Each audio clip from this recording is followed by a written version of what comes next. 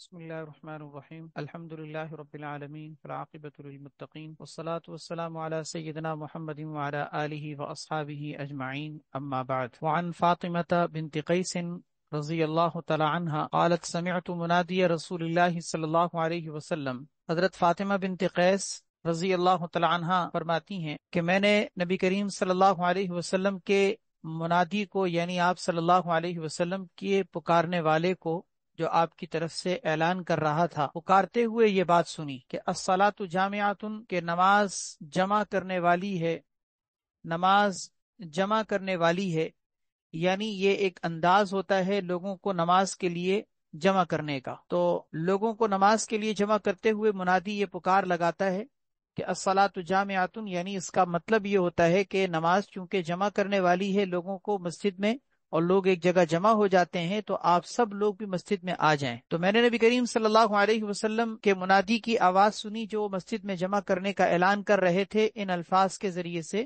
یعنی الصلاۃ جامعۃ فخرجت الی المسجد۔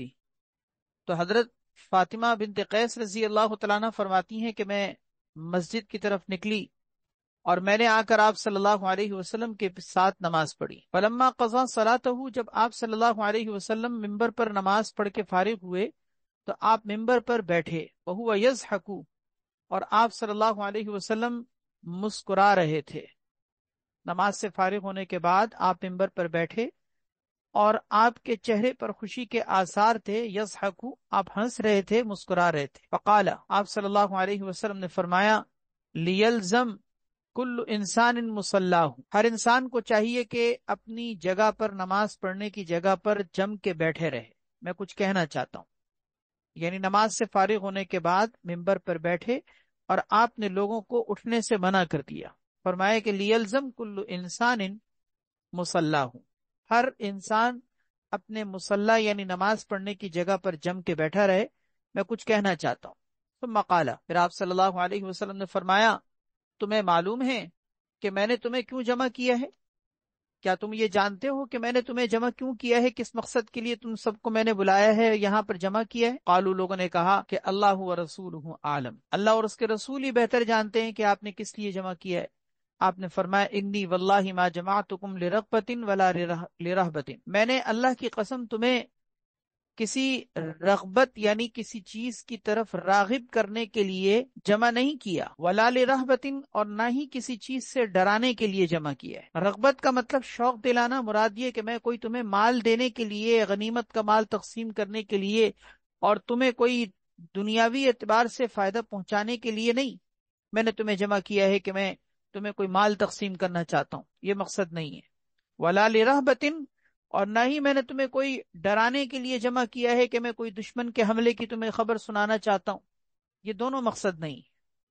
ولیکن جمعتکم، لیکن میں نے تمہیں جمع کیا ہے اس بات کو بتانے کے لیے کہ حضرت تمیم داری رضی اللہ تعالیٰ عنہ کان رجلا نصرانیا، جو کہ ایک نصرانی یعنی عیسائی تھے، فجاء، اور وہ اسلام قبول کرنے کے لیے میرے پاس آئے اور انہوں نے آ کر مجھ سے بیعت کی اور اسلام قبول کیا۔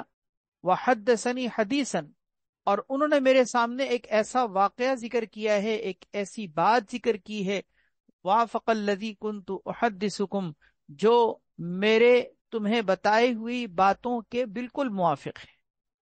یعنی اس کا مطلب جو میں دجال کے بارے میں تمہیں باتیں سنایا کرتا تھا اور تمہیں بتایا کرتا تھا، تمیم داری رضی اللہ تعالیٰ عنہ نے آ کر اسلام قبول کیا اور انہوں نے ایسا قصہ سنایا ہے جس سے میری وہ ساری باتیں جو تمہیں میں بتایا کرتا تھا اس کی تصدیق ہوتی ہے۔ یہ تمیم داری رضی اللہ تعالیٰ عنہ حضرت ابو رقیہ تمیم ابن اوس الداری رضی اللہ تعالیٰ عنہ ان کا پورا نام ہے، اور داری جو ہے یہ ان کے دادا ہیں دار، ان کی طرف ان کی نسبت کرتے ہوئے داری کہا جاتا ہے۔ نام ان کا تمیم ہے، ابو رقیہ ان کی کنیت ہے۔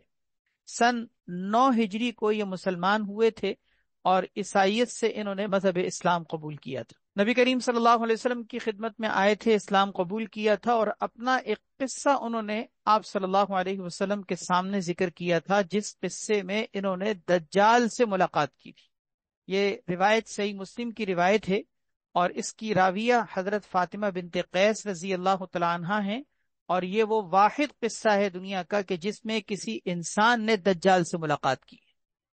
اور حدیث میں اللہ کے نبی صلی اللہ علیہ وسلم نے اس پر خوشی کا اظہار اس لیے کیا تھا کہ آپ کی بتائی ہوئی وہ ساری باتیں جو آپ نے دجال کے بارے میں بتائی تھیں، ان ساری باتوں کا گویا کہ عملی طور پر ثبوت حضرت تمیم داری رضی اللہ تعالیٰ عنہ کے قصے کے ذریعے سے ہو رہا ہے. صحابہ کرام کے سامنے آپ نے اس کو اس انداز میں بیان کیا کہ گویا کہ آپ صلی اللہ علیہ وسلم اس بات پر خوش تھے کہ دیکھو جو میں کہہ رہا تھا وہ دیکھو بات پوری ہوئی ہے. بہرحال یہ آئے تھے، انہوں نے اسلام قبول کیا تھا، اور نبی کریم صلی اللہ علیہ وسلم کے سامنے جو انہوں نے قصہ سنایا تھا، آپ صلی اللہ علیہ وسلم لوگوں کے سامنے وہی قصہ سنا رہے ہیں. آپ نے فرمایا کہ حدثنی حدیثا وافق الذی کنت احدثکم، انہوں نے مجھ سے ایسی بات ذکر کی ہے جو میرے اس تمہیں بتائے ہوئے مسئلے کے اور میرے تمہیں بتائی ہوئی باتوں کے بالکل موافق آ رہی. اور وہ کیا ہے قصہ؟ آگے وہ قصہ نقل کیا ہے دجال کے بارے میں، یعنی انہوں نے جو مجھے بتایا ہے عن المسیح الدجال، دجال کے بارے میں انہوں نے مجھے بتایا ہے. حدثنی، انہوں نے مجھے یہ بتایا کہ انہ رکب فی سفینۃ بحریۃ، کہ وہ ایک سفینہ بحریہ یعنی سمندری کشتی، سمندری جہاز، سفینہ بڑی کشتی کو کہا جاتا ہے، کہ وہ ایک سمندری جہاز، ایک سمندری کشتی کے اندر سوار ہوئے، مع 30 رجلا من لخم و جزامہ، 30 افراد کے ساتھ. وہ 30 افراد قبیلہ لخم اور قبیلہ جزام کے تھے. لخم یہ یمن کا ایک علاقہ ہے اور جزام یہ نجد کا ایک قبیلہ ہے. تو یہ سمندری کشتی پر سوار ہو کر 30 افراد کے ساتھ چل رہے تھے، اور وہ 30 افراد لخم اور جزام قبیلے سے تعلق رکھتے تھے. فَلَعِبَ بِهِمُ الْمَوْجُ شَهْرًا فِي الْبَحْرِ، سمندر کی موجیں ان کے ساتھ کھیلتی رہیں 1 مہینے تک سمندر میں. آپ کو معلوم ہے کہ بادبانی کشتیاں اس زمانے میں ہوا کرتی تھیں، اور ان بادبانی کشتیوں کا سارا مدار ہواؤں پر ہوتا تھا. ہوا اگر صحیح رخ پہ چل پڑی تو ٹھیک ہے، اور اگر مخالف سمت پہ ہوا چل پڑی تو ایسی صورت میں جانا کہاں ہوتا تھا اور پہنچ کہاں جاتے تھے. بادبانی کشتیوں کا سلسلہ کچھ اس طرح سے تھا کہ طوفانی اگر ہوائیں اس طرح سے چل پڑتی تھیں تو پھر اس صورت میں کشتیوں کا رخ انسان کے بعض اوقات اپنے ہاتھ میں نہیں ہوتا تھا. تو یہ سمندر کی موجوں سے ایسا ان کے ساتھ سمندر کی موجیں ایسا کھیلتی رہیں کہ ان کو کہاں سے کہاں پہنچا دیا. فَأَرْفَعُوا، چنانچہ یہ لوگ قریب پہنچ گئے. فَأَرْفَعُوا، یہ لوگ قریب پہنچ گئے. إِلَى جَزِيرَةٍ حِينَ تَغْرُبُ الشَّمْسِ، اس جزیرے میں پہنچ گئے جہاں پر سورج غروب ہوتا ہے. یعنی اس کا مطلب یہ کہ سورج کے غروب ہونے کی جگہ پر، جہاں پر کوئی دنیا کے کہیں کسی ایسی جگہ پر جہاں پر انسان کا عام طور پر آنا جانا نہیں ہوتا، ان جگہوں میں سے کسی جگہ پر یہ پہنچ گئے. وَجَلَسُوا، چنانچہ جزیرے پر اترنے کے لیے، کیونکہ سمندر کی موجوں کے حوالے تھے یہ، اور سمندر کی موجوں پر اسی طریقے سے یہ بہتے چلے جا رہے تھے، تو جب قریب میں کوئی جزیرہ اترنے کے لیے نظر آیا تو یہ لوگ چھوٹی چھوٹی کشتیوں پر بیٹھ کر فدخلوا الجزیرہ، اس جزیرے میں داخل ہو گئے. چھوٹی چھوٹی کشتیاں یعنی اس کا مطلب سمندری جہاز میں، بڑا جہاز ہو اگر بڑی کشتیاں ہو تو چھوٹی کشتیاں جانے کے لیے کسی جزیرے پر اترنے کے لیے رکھی جاتی ہیں. تو اس طرح کی چھوٹی چھوٹی کشتیوں پر یہ بیٹھ کر جزیرے میں داخل ہو گئے. فلقیتہم دابۃ اہلب کثیر الشعر، تو وہاں پر ان سے ملاقات کی، ان کا سامنا ہوا ایک ایسے دابہ یعنی چوپائے سے، اہلب جو اہلب تھا. اہلب کے معنی آتے ہیں جس کے بال بہت زیادہ ہوں، جس کے جسم پر بال بہت کثرت سے ہوں، اس کو اہلب کہتے ہیں. اسی لیے اہلب کے بعد حدیث میں خود آگے جو کثیر الشعر کا لفظ ذکر کیا گیا ہے، یہ در حقیقت اسی کی ہی صفت ہے، اسی کی ہی وضاحت ہے کہ فلقیتہم دابۃ اہلب، کہ ان سے ملاقات کی، ان کا سامنا ہوا ایک ایسے دابہ نے ملاقات کی، ایک ایسے چوپائے اور جانور نے ملاقات کی، اہلب جو کہ بہت زیادہ جسم پر بال رکھنے والا تھا. کثیر الشعری یعنی اس کا مطلب اس کے بال بہت زیادہ تھے، اور اتنے زیادہ جسم پر بال، اتنے بال کہ لا یدرون ما قبلہ من دبرہ من کثرت الشعر، بالوں کی کثرت کی وجہ سے وہ یہ نہیں جان پا رہے تھے کہ اس کا فرنٹ حصہ کیا ہے، اس کا بیک حصہ کیا ہے۔ دیکھیں، ہر جانور ہو یا انسان ہو یا کوئی بھی ہیولا ہو، اس کا ایک سمجھ میں آتا ہے کہ یہ فرنٹ ہے، یہ بیک ہے، یہ سامنے کا حصہ ہے، یہ پچھلا حصہ ہے۔ لیکن وہ جانور دابا ایسا اہلب تھا، یعنی ایسا کثیر الشعر اور بالوں کی زیادتی کے ساتھ تھا کہ اس کے بالوں کی کثرت سے پتہ ہی نہیں چل پا رہا تھا کہ اس کا اگلا حصہ کیا ہے، اس کا پچھلا حصہ کیا ہے۔ قالو، ان لوگوں نے جب اس دابا کو دیکھا تو کہنے لگے ویلکی ما انتی، کہ تیرے لیے ہلاکت ہو، کہ یہ تو ہے کون؟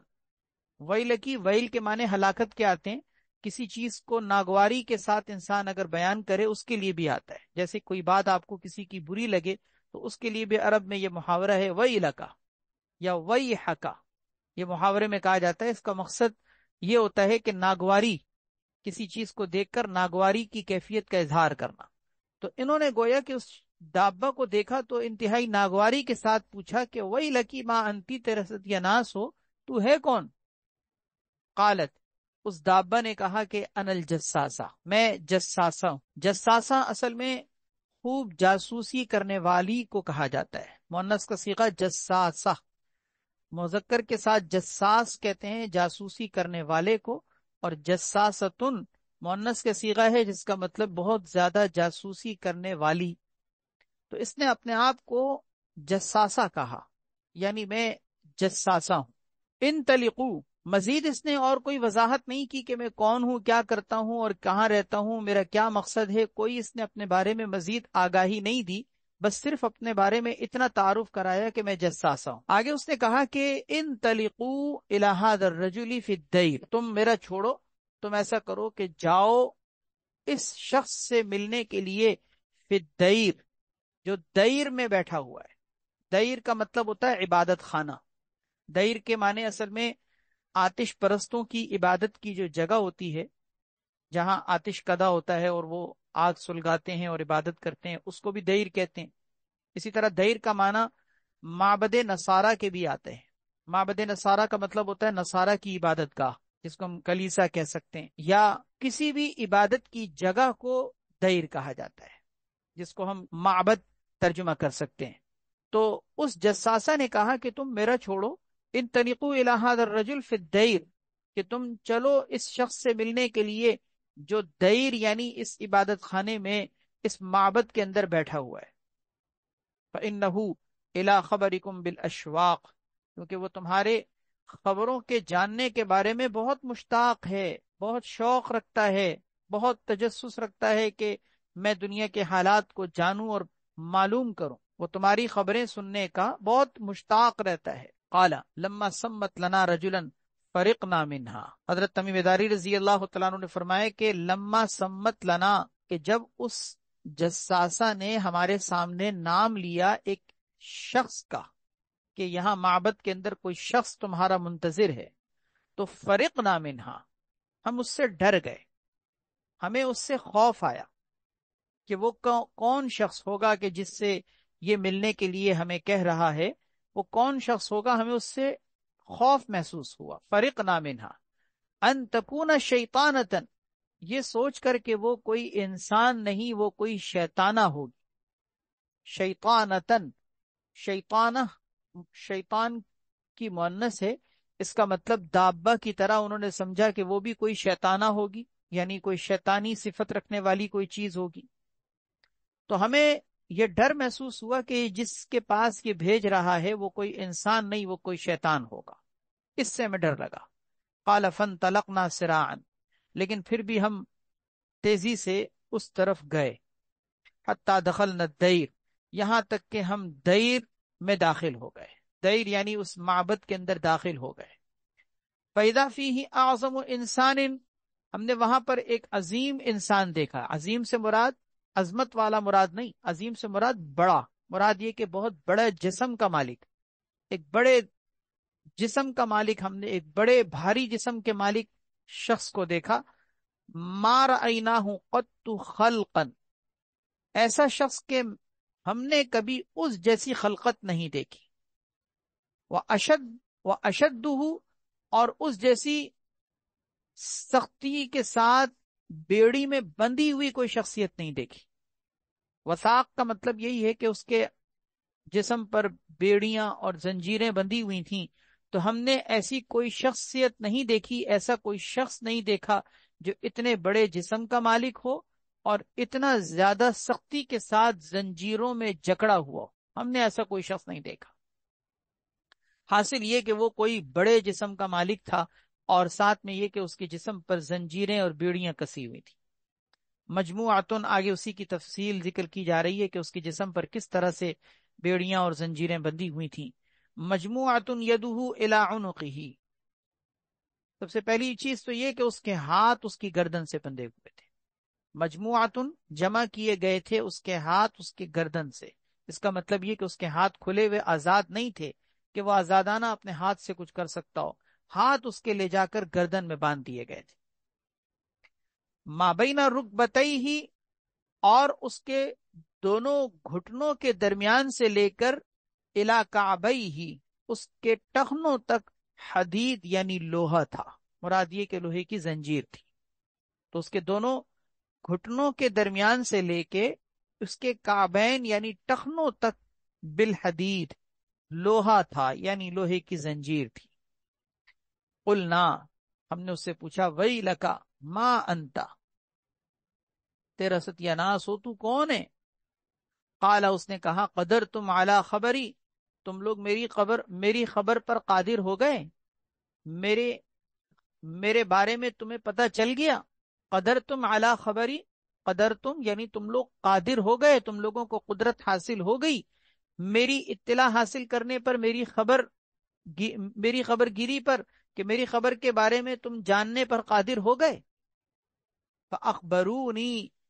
فَأَخْبِرُونِي مَا أَنْتُمْ، تم میرا چھوڑو، تم اپنا بتاؤ، تم لوگ کون؟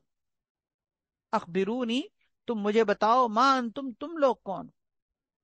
قالو، تو ان لوگوں نے کہا، یعنی حضرت تمیم داری رضی اللہ تعالیٰ عنہ اور ان کے ساتھیوں نے کہا، نحن اناس من العرب، ہم لوگ عرب کے کچھ لوگ ہیں، رکبنا فی سفینۃ بحریۃ، ہم لوگ سمندر کی ایک کشتی میں سوار ہوئے تھے، فلعب بنا البحر شہرا، سمندر کی موجیں ہمارے ساتھ 1 مہینے تک کھیلتی رہیں، یعنی ہمیں ادھر ادھر لے جاتی رہیں۔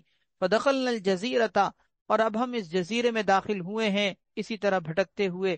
فلقیتنا دابۃ، کہ جب داخل ہوئے جزیرے میں تو ہمارا سامنا ایک چوپائے دابہ سے ہوا، اہلبو، جو بہت زیادہ کثرت سے جسم پر بال رکھنے والا تھا۔ فقالت، اس نے اپنا تعارف یہ کرایا کہ انا الجساسہ، کہ میں جساسہ ہوں۔ اعمدو، تم لوگ اس دیر کے اندر موجود شخص کے پاس جانے کا ارادہ کرو۔ اعمدو، عمد یعمدو، اس کے معنی ارادہ کرنے کے آتے ہیں، مراد یہ کہ اس نے ہمیں تمہارے پاس جانے کے لیے کہا۔ اعمدو الی ھذا فی الدیر، کہ تم لوگ اس دیر میں چلو، اس معبد میں چلو۔ فاقبلنا الیک سراعا، تو ہم تیزی سے تمہارے پاس آئے ہیں۔ یعنی یہ پورا ماجرا انہوں نے اس دجال کے پوچھے ہوئے سوال کے جواب میں بیان کیا۔ فقالا، تو دجال نے کہا، اخبرونی عن نخل بیسان، تم لوگ مجھے بیسان کے نخلستان کے بارے میں بتاؤ، بیسان کے نخلستان کے بارے میں بتاؤ، کہ حل تثمرو، کہ کیا وہ پھل آور ہے، کیا اس کے پھل ابھی بھی نکلتے ہیں، اس میں پھل پیدا ہوتے ہیں؟ بیسان اصل میں، یہ اس نے پہلا سوال کیا بیسان کے بارے میں۔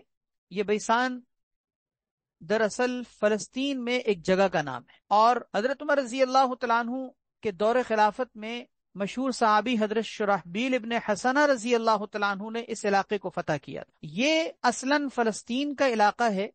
خلافت عثمانیہ کا جب سقوط ہوا 1924 کے اندر، 1924 میں جب یہ خلافت عثمانیہ کا سقوط ہوا تھا، تو یہ جو ہے وہ اردن کے حصے میں چلا گیا، اردن کے بیسان کا علاقہ، اور پھر اردن کے علاقے میں یہ شامل رہا، یہاں تک کہ جب 1948 میں اسرائیل نے جب مزید کچھ علاقوں پر حملہ کر کے ان پر قبضہ جمایا، تو یہ بیسان دوبارہ اسرائیل کے قبضے میں چلا گیا، اور ابھی تک یہ اسرائیل کے قبضے میں ہے، یعنی دجالی ریاست جس کو کہا جا سکتا ہے، شیطانی ریاست، یہ اس کے قبضے میں بیسان کا علاقہ ہے۔ یعنی فی الحال موجودہ یہ اسرائیلی ریاست کا حصہ ہے۔ تو بیسان کے بارے میں اس نے پہلا سوال یہ پوچھا کہ بتاؤ بیسان کے بارے میں کہ کیا حل تثمرو، کہ وہ پھل دیتے ہیں، اس کے باغ پھل دیتے ہیں، اس کے باغ میں پھل پیدا ہوتے ہیں؟ قلنا، ہم نے کہا نعم، بالکل ہوتے ہیں۔ قال، اس نے کہا کہ اما انہا توشکو ان لا تثمرا، ان قریب ایسا ہوگا کہ وہ پھل نہیں دیں گے، وہاں پھل پیدا ہونا بند ہو جائیں گے۔ یہ اس کا پہلا سوال تھا۔ 4 سوالات اس نے کیے، غور کیجئے گا۔ یہ پہلا سوال تھا بیسان کے بارے میں، کہ بیسان کے نخلستان یعنی کھجوروں کے باغات کے بارے میں مجھے بتاؤ کہ اس کے پھل پیدا ہوتے ہیں یا نہیں۔ دوسری بات، قال اخبرونی، اس نے کہا کہ مجھے یہ بھی بتاؤ بحیرہ طبریہ کے بارے میں، بحیرہ طبریہ کے بارے میں بتاؤ کہ حل فیہا ماء، کیا اس کے اندر پانی ہوتا ہے، یعنی اس کا پانی ابھی بھی موجود ہے، اس کے اندر پانی ہے؟ قلنا، ہم نے کہا ہی کثیرۃ الماء، کہ پانی صرف ہے ہی نہیں بلکہ پانی تو بہت کثرت سے ہے۔ اس نے کہا کہ انما یوشک ان یذھب، کہ ان قریب اس کا پانی چلا جائے گا، یعنی سوکھ جائے گا اور پانی ختم ہو جائے گا۔ اس کے اندر پانی کا جو سلسلہ فی الحال نظر آ رہا ہے، آئندہ وقتوں میں ایسا وقت آئے گا کہ جس میں اس کے اندر پانی نام کی کوئی چیز نہیں ہوگی۔ یہ بحیرہ طبریہ، یہ بحیرہ اصل میں بحر کی تصغیر ہے، جس کے معنی آتے ہیں چھوٹا سمندر۔ یہ بحیرہ طبریہ یہ بھی اسرائیل کے مشرقی جانب، اسرائیل کے شمال مشرقی جانب اردن کی سرحد کے قریب واقع ہے، اور یہ بھی اسرائیل کی ریاست میں داخل ہے۔ آپ غور کیجئے گا، اس کے سوالات قابل غور ہیں کہ اس نے پہلا سوال بیسان کے بارے میں کیا، وہ بھی اسرائیلی ریاست کا حصہ ہے، اور دوسرا سوال اس نے بحیرہ طبریہ کے بارے میں کیا، وہ بھی اسرائیل میں شامل ہے، اردن کی سرحد کے بالکل قریب ہے، اور اسرائیل کے شمال مشرقی جانب یہ تقریباً کوئی 23 کلومیٹر اس کی لمبائی ہے، اس سمندر کی 23 کلومیٹر، اور چوڑائی اس کی تقریباً ذکر کی گئی ہے 13 کلومیٹر۔ مشہور سمندر ہے یعنی بحیرہ طبریہ۔ اس علاقے کے لوگوں کو طبرانی، آپ نے نام سنا ہوگا، علامہ طبرانی رحمۃ اللہ علیہ، جن کی حدیث کی بڑی مشہور کتاب ہے طبرانی کبیر، طبرانی صغیر، یہ طبرانی اسی جگہ کی طرف نسبت ہے۔ تو بحیرہ طبریہ کے بارے میں اس نے دوسرا سوال یہ پوچھا کہ یہ بتاؤ کہ اس کے اندر پانی ہے؟ ہم نے کہا ہے۔ اس نے کہا ابھی تو نظر آ رہا ہے، لیکن آئندہ ایسا وقت آئے گا کہ اس کا پانی نہیں ہوگا۔ اس کے بعد پھر اس نے کہا کہ اخبرونی عن عین زغر، مجھے زغر کے چشمے کے بارے میں بتاؤ کہ حل فی العین ماؤن، کیا زغر کے اس چشمے میں پانی موجود ہے؟ زغر یہ بھی ایک چشمے کا نام ہے جس کو عین زغر کہتے ہیں۔ عین زغر، عین کے معنی آتے ہیں چشمہ، تو عین زغر کا مطلب ہو گیا زغر کا چشمہ۔ تو اس نے یہ پوچھا کہ زغر کے چشمے کے بارے میں بتاؤ کہ زغر کا چشمہ کیا اس میں پانی موجود ہے؟ وَهَلْ يَزْرَعُ أَهْلُهَا بِمَاءِ الْعَيْنِ، کیا اس کے رہنے والے یعنی اس کے چشمے کے قریب کے رہنے والے اس چشمے کے پانی سے کیا کھیتی باڑی بھی کرتے ہیں؟ قلنا، ہم نے کہا نعم یہ کثیرۃ الماء، کہ وہ جگہ ابھی پانی سے بھری ہوئی ہے، پانی وہاں کثرت سے ہے۔ وَأَهْلُهُ يَزْرَعُونَ مِن مَّائِهَا، اور وہاں کے رہنے والے اس زغر کے چشمے کے پانی سے کھیتی باڑی بھی کرتے ہیں۔ یہ زغر کا چشمہ تیسرا سوال کا حصہ ہے۔ آپ دیکھیے، غور کیجئے کہ اس نے تیسرا سوال زغر کے بارے میں کیا۔ یہ زغر ایسا چشمہ ہے کہ جس چشمے کا وجود یہ بھی اسرائیل کا حصہ ہے، یعنی اس نے 3 سوال کیے، تینوں سوال اس کے ایسے ہیں کہ جن جگہوں کے بارے میں وہ پوچھ رہا ہے، تفتیش کر رہا ہے اور اس کے بارے میں معلومات لے رہا ہے، وہ تینوں کی تینوں دجالی ریاست اسرائیل کا حصہ ہے۔ یہاں میں زغر کے چشمے کے بارے میں ایک بات واضح کر دوں کہ زغر دراصل حقیقت میں حضرت لوط علیہ الصلوۃ والسلام کی بیٹی کا نام ہے، اور ان کی بیٹی جب ان کا انتقال ہوا تھا تو ان کو جس جگہ دفنایا گیا تھا وہ ایک چشمے کے قریب دفنایا گیا تھا۔ اس چشمے کا نام اس نام کے ساتھ عین زغر پڑ گیا، اس وجہ سے عین زغر ان کو کہا جاتا ہے، اس چشمے کو کہا جاتا ہے جس کی نسبت گویا کہ حضرت لوط علیہ الصلوۃ والسلام کی بیٹی کی طرف ہے۔ یہ جگہ عین زغر یہ اسرائیل کے اندر ہی ہے۔ بحر مردار، آپ نے ڈیڈ سی سنا ہوگا، اس کے مشرقی جانب میں یہ اسرائیل کا حصہ ہے، اور گویا یہ بھی دجالی ریاست میں شامل ہے۔ تو پہلا سوال بیسان کے بارے میں کیا، وہ بھی دجالی ریاست کا حصہ۔ بحیرہ طبریہ کے بارے میں دوسرا سوال، وہ بھی دجالی ریاست کا حصہ۔ اور تیسرا عین زغر کے بارے میں پوچھا، یہ تینوں چیزیں گویا اسرائیل کا حصہ ہیں۔ یہ 3 سوال ہو گئے۔ چوتھا سوال اس نے نبی آخر الزمان سرکار دو عالم صلی اللہ علیہ وسلم کے بارے میں کیا۔ اس نے کہا اخبرونی عن نبی الامیین، مجھے تم لوگ نبی الامیین کے بارے میں بتاؤ۔ نبی الامیین یعنی امیوں کے نبی، ان کے بارے میں بتاؤ کہ ما فعل، ان کا کیا بنا۔ قلنا، ہم نے کہا قد خرج من مکہ ونزل یثرب، کہ وہ مکہ مکرمہ سے نکل چکے ہیں، یعنی ہجرت کر کے مکہ مکرمہ سے نکل چکے ہیں، اور یثرب یعنی مدینہ طیبہ کے اندر پہنچ چکے ہیں۔ قال، اس نے کہا کہ اقاتلہ العرب، کیا عرب نے ان سے قتال کیا ہے؟ قلنا، ہم نے کہا نعم۔ قال، اس نے کہا کیف صنع بہم، نبی آخر الزمان صلی اللہ علیہ وسلم نے ان عربوں کے ساتھ کیا کیا؟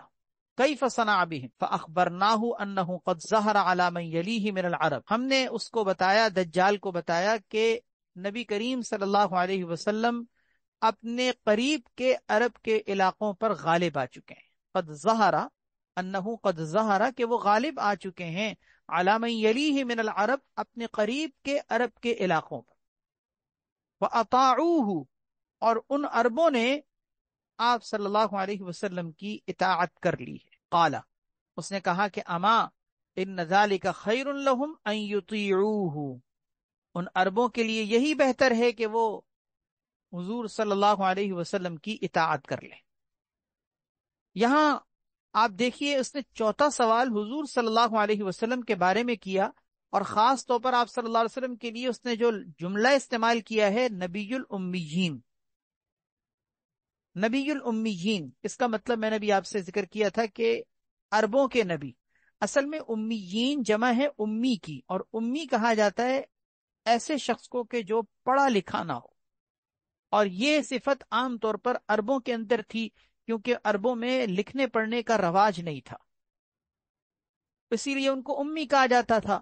تو ان کی طرف جو نبی بھیجے گئے ان کو بھی نبی الامیین کہتے ہیں۔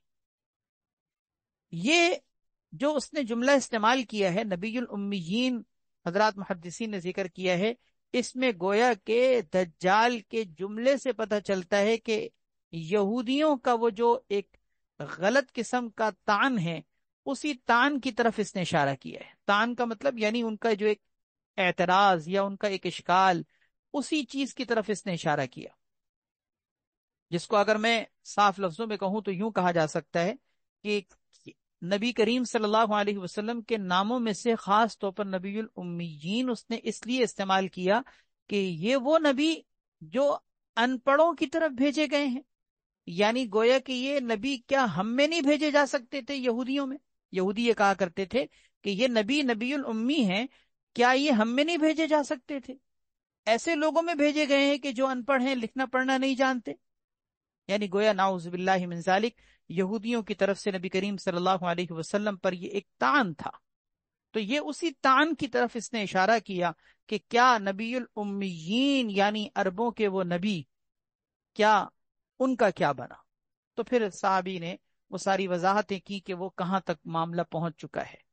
آخر میں جو اس نے کہا نا کہ اما ان ذالک خیر لہم ان یطیعوہ، یہ تو نبی کریم صلی اللہ علیہ وسلم کا ماننے والا، مسلمانوں کو تسلیم کرنے والا، دین اسلام کو قبول کرنے والا نہیں ہے، پھر اس نے یہ بات کیوں کہی کہ ان کے لیے بہتر یہی ہے کہ وہ ان کی اطاعت کر لیں؟ اس کا مطلب یہ کہ دنیاوی اعتبار سے کہ دنیاوی اعتبار سے ان کے لیے بھلا اسی میں ہی ہے کہ ان کی مانیں، کیونکہ اگر نہیں مانیں گے تو مارے جائیں گے، عذاب آئے گا، دنیا کے اندر بھی ذلیل و رسوا ہوں گے، آخرت میں بھی ذلیل و رسوا ہوں گے۔ دنیا کے اعتبار سے اس نے یہ بات کہی، ورنہ وہ کوئی نبی کریم صلی اللہ علیہ وسلم کو ماننے والا یا ماننے والوں کو پسند کرنے والا نہیں ہے، وہ تو شیطان صفت انسان ہے، شیطان کا اعلی کار ہے۔ تو وہ یہ بات دنیاوی حقائق کے اعتبار سے کہہ رہا ہے۔ دوسری بات اس میں یہ بھی ذکر کی گئی، حضرات محدثین نے ذکر کیا ہے کہ اس نے جو یہ بات کہی وہ اس طرح سے کہی کہ وہ حقیقت کو جانتے ہوئے، کہ حقیقت جانتا ہے وہ، کہ نبی کریم صلی اللہ علیہ وسلم نبی صادق ہیں، سچے نبی ہیں، نبی برحق ہیں، لیکن ماننا نہیں تھا۔ مسئلہ تو ماننے کا ہے نا، کیونکہ کافر بھی نبی کریم صلی اللہ علیہ وسلم کو کیا جانتے نہیں تھے؟ ابو جہل کیا نبی کریم صلی اللہ علیہ وسلم کی صداقت کو اور آپ کی حقانیت کو جانتا نہیں تھا؟ بالکل جانتا تھا۔ یہ یہودی خود قرآن کریم میں اللہ تعالیٰ نے ارشاد فرمایا کہ نبی کریم صلی اللہ علیہ وسلم کے بارے میں، ان کے حقانیت کے بارے میں علم رکھتے ہیں، اور ایسے علم رکھتے ہیں جیسے کہ کوئی اپنی اولاد کو جانتا ہے، لیکن مسئلہ جاننے کا نہیں، مسئلہ تو ماننے کا تھا۔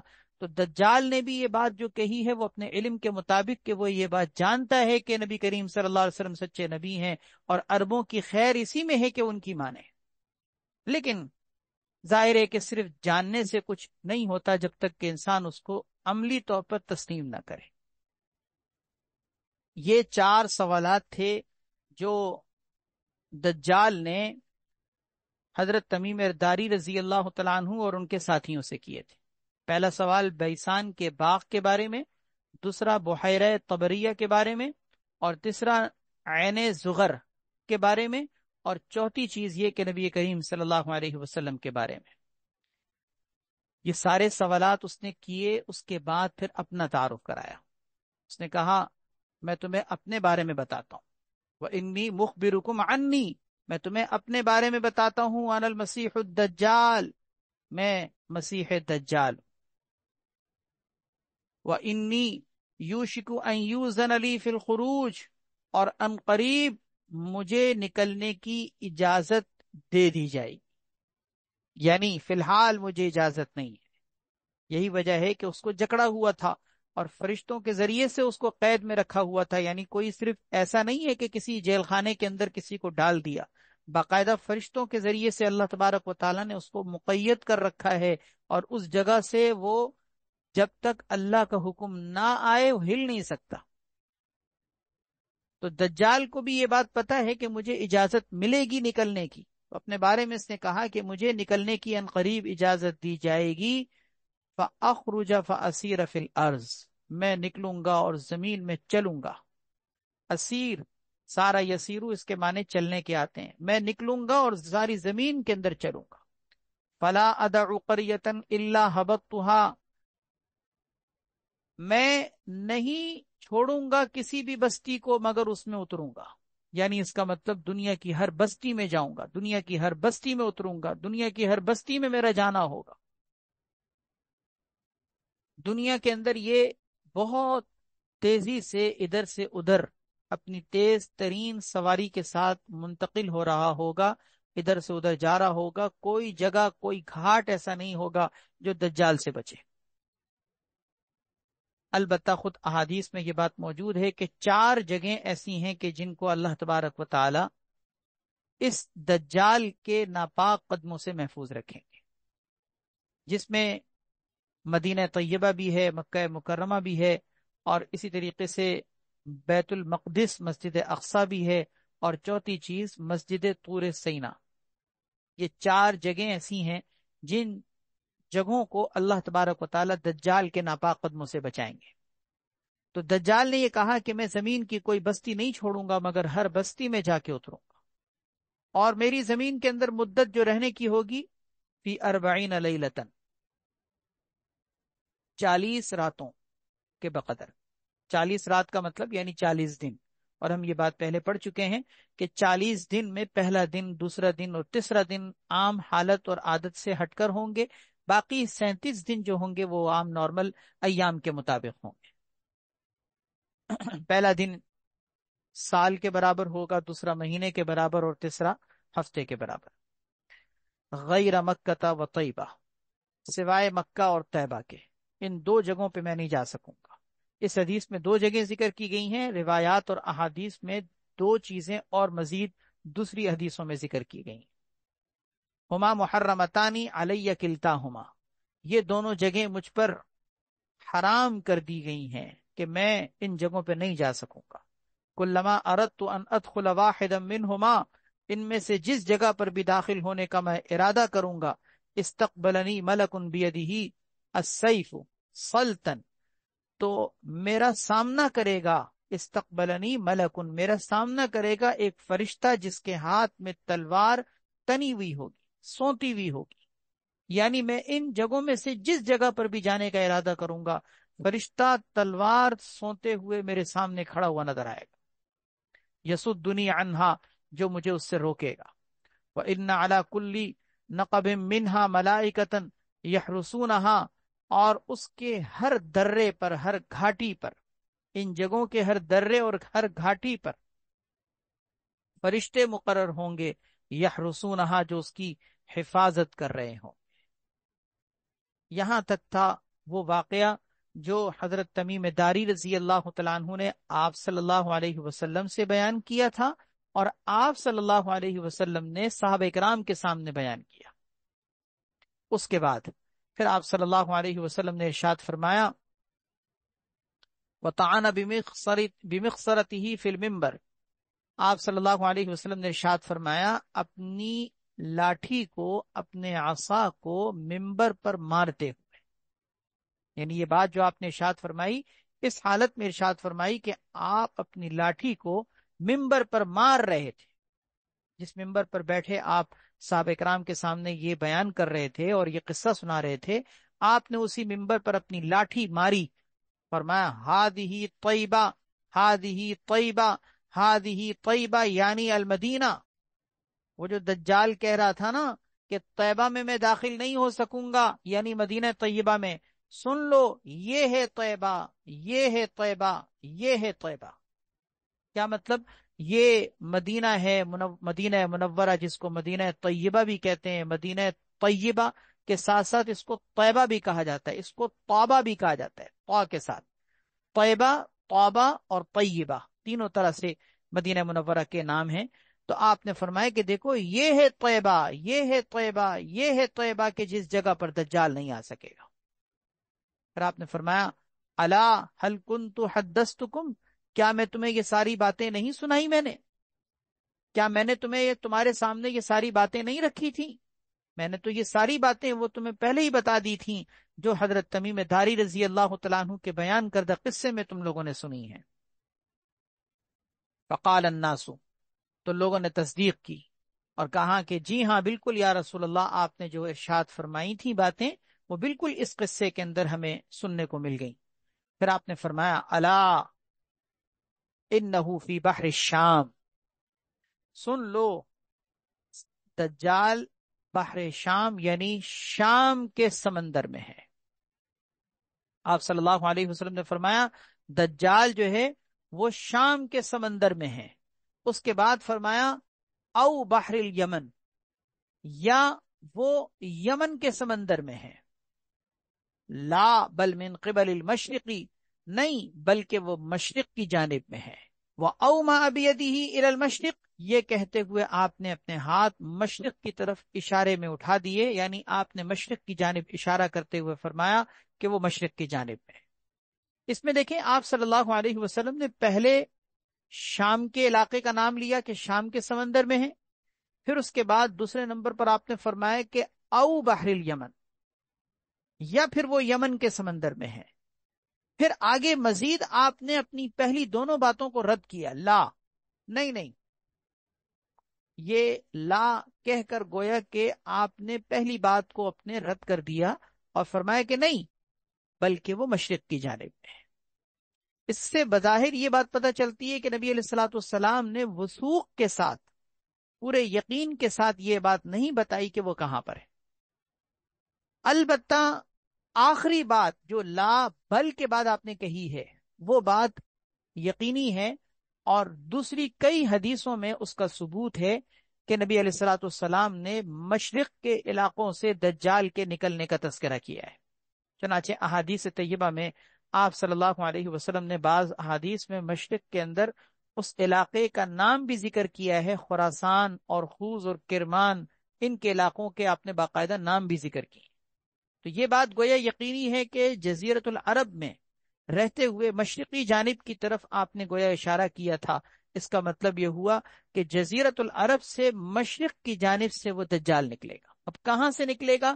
بعینہ ہی مخصوص طور پر متعینہ طور پر اس جگہ کی کوئی تعین نہیں کی جا سکتی، لیکن یہ بات یقینی ہے کہ وہ مشرقی علاقے سے نکلے گا۔ سوال یہ پیدا ہوتا ہے کہ نبی علیہ الصلوۃ والسلام نے یہ بات تردد کے ساتھ کیوں کہی، یقین کے ساتھ کیوں نہیں کہی؟ اس کا جواب یہ ہے کہ دیکھیں، آپ صلی اللہ علیہ وسلم کو جو بات اللہ تبارک و تعالیٰ کی طرف سے بتائی جاتی ہے، جو بات آپ صلی اللہ علیہ وسلم کے سامنے وحی کی روشنی میں ہوتی ہے، وہی ذکر کرتے ہیں۔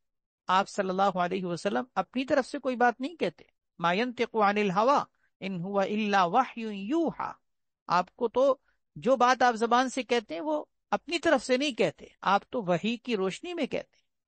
تو نبی علیہ الصلوۃ والسلام کو اس بارے میں جتنا علم دیا گیا تھا، اس علم کے مطابق آپ نے بتا دیا کہ مشرقی جانب۔ باقی آپ نے شام کے سمندر کا یا یمن کے سمندر کا جو نام لیا اور پھر اس کو رد کیا، اس کا مطلب یہ کہ یہ بات آپ نے اپنی جانب سے کہی، لیکن پھر آپ نے شام کی جانب سے مشرق کی جانب سے جو بات آپ کو بتائی گئی تھی، اس بات کو آپ نے بیان کر کے پھر اپنی بات کو ختم کر دیا کہ نہیں، جتنی بات ہے اتنی بات یہ ہے کہ وہ مشرقی علاقے سے نکلے۔ تو جتنی بات گویا کہ آپ کو وحی کے ذریعے سے بتائی گئی تھی، اتنی ہی بات آپ صلی اللہ علیہ وسلم نے آخر میں ذکر کر دی۔ یہ ہے وہ حدیث جو صحیح مسلم کے اندر موجود ہے، اور اس حدیث کو تمیم داری رضی اللہ تعالیٰ عنہ کا قصہ بھی کہا جاتا ہے، کہ جس میں انہوں نے دجال کی حقیقت کو ذکر کیا ہے کہ دجال جو ہے وہ ان سے حضرت تمیم داری رضی اللہ تعالیٰ عنہ سے دجال کی گویا ملاقات ہوئی۔ یہ وہ پہلے واحد اور آخری وہ شخص ہیں کہ جو دجال کے مقید رہنے کے دوران دجال تک پہنچے۔ اس حدیث میں یہ بات سمجھنے کی ہے کہ اس حدیث سے یہ بات معلوم ہوتی ہے کہ دجال اسی دنیا کے اندر موجود ہے، اسی دنیا کے اندر۔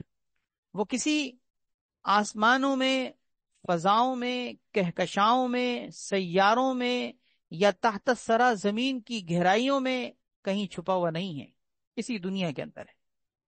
اسی دنیا کے اندر کسی جزیرے کے اندر وہ مقید اور پابند ہے۔ البتہ یہ کہنا کہ ہمیں کیوں نہیں پتہ چل رہا اور ہم اس تک کیوں نہیں پہنچ پا رہے، تو یہ بات ایسی ہے کہ جو ہر انسان صاحب ایمان جانتا ہے کہ یہ سب قدرت کے فیصلے ہیں، قدرت کے فیصلے ہیں۔ جب تک دجال نے خروج نہیں کرنا اور دجال نے آنا نہیں ہے، اس نے فتنے کے ساتھ دنیا میں اس نے رونما نہیں ہونا، اس وقت تک نہ وہ نکل سکتا ہے، نہ ہم اس تک پہنچ سکتے ہیں۔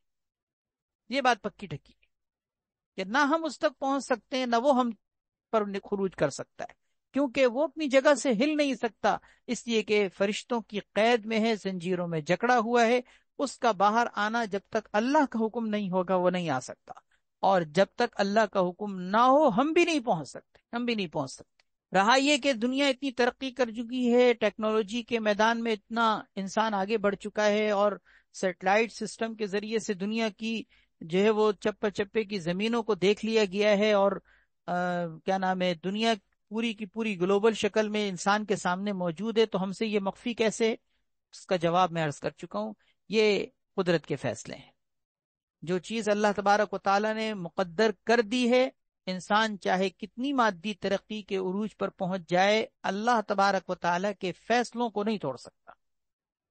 انسان کی کیا دسترس، انسان کے کیا بس میں ہے، انسان چاہے کتنا ترقی کر جائے، لیکن جو معاملات امور تکوینیہ سے متعلق ہیں وہ انسان بدل کبھی نہیں سکتا۔ دو باتیں ہو گئیں۔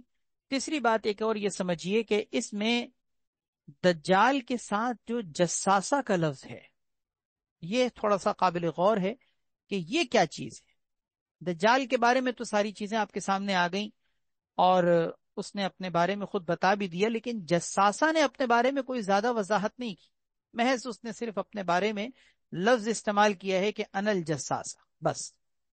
آگے وہ کون ہے، کیا کرتا ہے، اس بارے میں اس نے کوئی آگاہی نہیں دی۔ البتہ حضرات محدثین نے ذکر کیا ہے کہ اس لفظ جساسہ میں اس نے بہت کچھ بتا دیا۔ لفظ جساسہ میں یعنی اس نے اپنے کام کے بارے میں بتا دیا کہ میں کیا کام کرتا ہوں۔ جساسہ، جاسوسی کا کام، یعنی یہ کوئی دجال کا آلہ کار ہے، دجال کا آلہ کار ہے، اور اسی وجہ سے اس نے اس دجال کی طرف بھیجنے کے لیے حضرت تمیم داری رضی اللہ تعالیٰ عنہ کو کیا کہا تھا کہ جاؤ تم اس کے پاس، وہ تمہاری باتیں سننے کا بہت مشتاق ہے.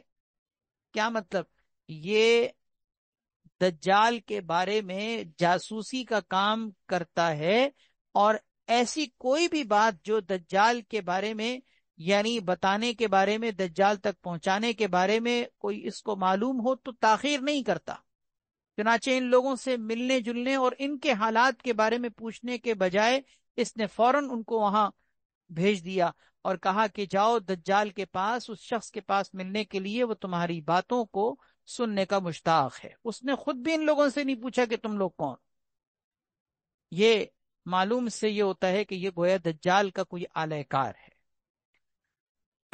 حضرت عبداللہ ابن عمر ابن العاص رضی اللہ تعالیٰ عنہ ایک صحابی ہیں، ان سے یہ قول منقول ہے کہ وہ یہ فرمایا کرتے تھے کہ جساسہ در حقیقت دابت الارض ہے.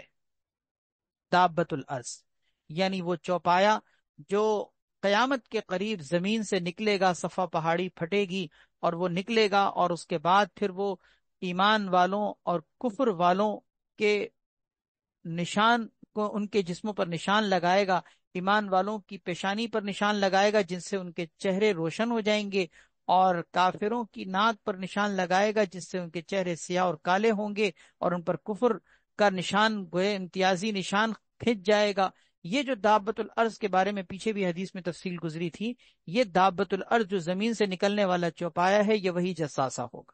لیکن جمہور محدثین نے اس قول کو اختیار نہیں کیا، کیونکہ یہ جساسہ دابت الارض سے ہٹ کر کوئی چیز ہے، کیونکہ دابت الارض تو قدرت کی نشانیوں میں سے کوئی نشانی ہے، اور وہ ایسا جانور ہے کہ جو جانور کو اللہ تعالی بھیجیں گے مسلمان اور کافر کے درمیان خط امتیاز کھینچنے کے لیے. یہ جساسہ، یہ کوئی اللہ تبارک و تعالیٰ کی وہ نشانی نہیں، بلکہ یہ تو دجال کا آلہ کار ہے. بہرحال یہ واقعہ آپ کے سامنے پورا آ گیا، جس سے ہمیں یہ بات معلوم ہوئی کہ دجال دنیا کے اندر موجود ہے، اور اس نے جو سوالات کیے ہیں وہ سارے کے سارے سوالات ایسے ہیں کہ جن سوالات کے پورے ہونے کا وہ منتظر ہے. چنانچہ بیسان کے باغ میں جب کھجوریں پیدا ہونا بند ہو جائیں، بحیرہ طبریہ کا پانی خشک ہو جائے، اور عین زغر یعنی زغر کے چشمے کا پانی بھی سوکھ جائے، تو سمجھو کہ دجال کے آنے کا وقت ہو چکا ہے. اور آپ عجیب بات یہ ہے کہ ان تینوں چیزوں کی تحقیق کر لیں، ان تینوں چیزوں کا پانی خشک ہوتا چلا جا رہا ہے، خشک ہوتا چلا جا رہا ہے. بحیرہ طبریہ کے بارے میں بھی یہ بات سالوں پہلے کہی جا چکی ہے کہ اس کا پانی مسلسل خشک ہونے کی طرف ہے. عین زغر کے بارے میں بھی یہی بات ہے کہ اسرائیل زغر کے چشمے میں مصنوعی طور پر پانی دوسری جگہوں سے لا کر بھر رہا ہے. اسرائیل کے بارے میں یہ بات واضح طور پر ہے کہ اسرائیل کی جو حکومت ہے خلیج عقبہ سے پانی کی پائپ لائنوں کے ذریعے سے یہاں پانی پہنچاتا ہے عین زغر میں. یعنی وہاں کا پانی اتنا تیزی سے کم ہو رہا ہے کہ خلیج عقبہ سے پانی کی پائپ لائنوں کے ذریعے سے پانی یہاں پہ ٹرانسفر ہو رہا ہے، کیونکہ پانی سوکھ رہا ہے. اور بیسان کے نخلستان کے بارے میں تو علامہ حموی رحمۃ اللہ علیہ ایک بڑے مشہور مورخ گزرے ہیں، معجم البلدان جن کی کتاب ہے، اور وہ سن 626 ہجری کے ہیں، سن 626 ہجری، اور یہ آپ کو معلوم ہے 1445 ہجری چل رہا ہے. انہوں نے اس زمانے کے اندر معجم البلدان نامی کتاب لکھی جس میں انہوں نے کہا ہے کہ بیسان کے باغ میں گیا ہوں، وہاں جا کر میں نے قدیم لوگوں سے معلوم کیا تو وہاں کو بھی 2 پرانے کھجوروں کے باغ ایسے نظر آئے کہ جن میں پھل پیدا ہوتا تھا. یعنی اس کا مطلب ان کے زمانے میں ہی کھجوروں کی اتنی مقدار وہاں پر گھٹ چکی تھی. اور اب تو مزید 626 ہجری سے اگر مزید دیکھا جائے تو 1445 چل رہا ہے. یعنی یہ بیسان کے باغ نخلستان جو ہیں وہاں کی پیداوار وہ تو ختم ہو چکی ہے، باقی رہا بحیرہ طبریہ اور زغر کے چشمے، یہ پانی مسلسل گھٹ رہا ہے. اللہ تبارک و تعالی ہم سب کو دجال اور دجال کی تمام جتنی شورشیں ہیں اور فتنے ہیں، اللہ تعالی ہم سب کو، ہماری بچوں کو، ہماری نسلوں کو بھی ان سے محفوظ رکھے. دجالیت اور طاغوتیت سے اللہ ہم سب کو اپنی حفاظت میں لے، پناہ میں لے. آخر دعوانا الحمدللہ رب العالمین. الحمد لله رب العالمين والعاقبة للمتقين والصلاة والسلام على سيدنا محمد وعلى آله وأصحابه أجمعين.